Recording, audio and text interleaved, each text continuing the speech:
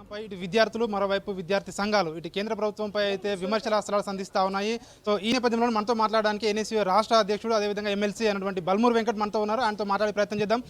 అన్న, మీరు చెప్పండి, ఈ నీట్ ఏదైతే పరీక్ష ఉందో దీనిపై 2 సెంటర్లలోనే అవకతవకలు జరిగాయని చెప్పేసి కేంద్ర మంత్రి వ్యాఖ్యానిస్తూ ఉన్నారు. దీన్ని ఎట్లా చూస్తారు? ఇప్పుడు గతంలో టీఎస్పీఎస్సీ పేపర్ లీకేజ్ అయినప్పుడు కొన్ని జాగాలో కొంతమంది విద్యార్థులకే లబ్ధి చేకూర్చిందని చెప్పి ఆధారాలతో బయటపడ్డది. సో ఎగ్జామ్ కండక్ట్ చేసినప్పుడు బయట పడ్డ దగ్గరనే దొంగతనం జరిగిందనే కోణంలో ఆలోచించారు. ఎగ్జామ్ పేపర్ లీకేజ్ అయినప్పుడు ఎక్కడన్నా లీకేజ్ అయి ఉండొచ్చు, కొన్ని బయటికి వచ్చి ఉంటాయి, కొన్ని బయటికి రావుంటాయి. సో ఎగ్జామ్ శాంటిటీ దెబ్బతిన్నప్పుడు ఆ ఎగ్జామ్ని క్యాన్సిల్ చేసి రీకండక్ట్ చేయాల్సిన బాధ్యత రాష్ట్ర పరిధిలో ఉంటే రాష్ట్ర ప్రభుత్వం పైన ఉంటుంది, కేంద్ర పరిధిలో ఉంటే కేంద్ర ప్రభుత్వం పైన ఉంటుంది.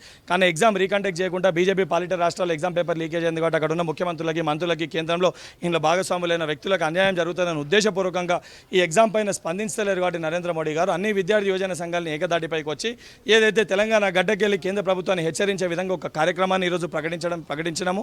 ఈ ప్రకటించిన కార్యక్రమం దాని మేరకు రేపొద్దున ఏదైతే హిమాయత్ నగర్కి వెళ్ళి అంబేద్కర్ చౌక్ వరకు, లిబర్టీ మీదుగా అంబేద్కర్ చౌక్ వరకు నీట్ సమస్య పరిష్కారానికి స్టూడెంట్స్ మార్చ్ పేరుట అన్ని విద్యార్థి యువజన సంఘాలతోటి ఈ కార్యక్రమాన్ని చేపట్టబోతున్నాము. దాని తర్వాత కూడా ఈ సమస్య పరిష్కరించకపోతే కేంద్రంలో ప్రాతినిధ్యం వహిస్తున్న బండి సంజయ్, కిషన్ రెడ్డి ఎవరైతే ఉన్నారో వారిని కూడా ముట్టడి చేస్తాం. వారి సమస్య పరిష్కరించే వారికి వారి తెలంగాణ రాష్ట్రంలో తిరగనివ్వమని చెప్పి అన్ని విద్యార్థి యువజన సంఘాలు ఏకదాటిపైకి వచ్చి ఒక హెచ్చరిక జారీ చేస్తున్నాము.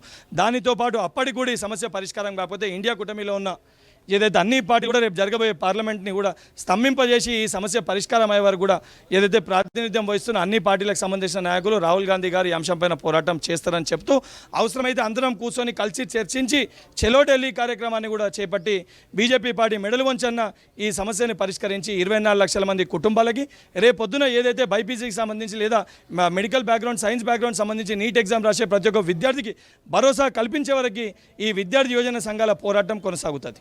ఈ పరీక్ష నిర్వహణలో ఎన్టీఏ వైఫల్యం అనుకోవచ్చా, లేదంటే కేంద్ర ప్రభుత్వ నిర్వహణ లోపం అనుకోవచ్చు? ఎక్కడన్నా బోర్డు ఎగ్జామ్ కండక్ట్ చేసినప్పుడు ఆ బోర్డుని ఇండిపెండెంట్గా ఎగ్జామ్ కండక్ట్ చేయనిస్తే ఈ పరిస్థితి రాదు.